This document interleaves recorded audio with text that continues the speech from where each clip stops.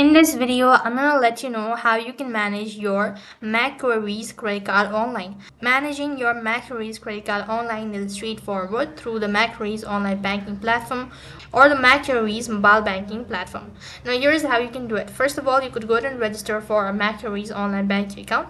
If you haven't, then go to the official link, that is macquarie.com.au. That's going to take you to the official page and follow the registration process, which include verifying your identity with the card details and personal information. After that, you need to go ahead and log into your account. Now after you're logged in, navigate to the account section where you'll see your credit card list.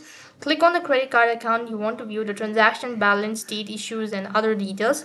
So then you can make payment by selecting the option to pay your credit card from a linked account or schedule further payment. After that, you could also view statement by going to the statement section, and you can lock or unlock your card report, lost or stolen, and set up alert for a transaction.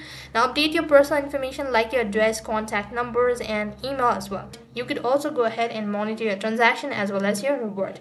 So with this, you'll have successfully managed your credit card online. That is all for this video. I hope the video was helpful.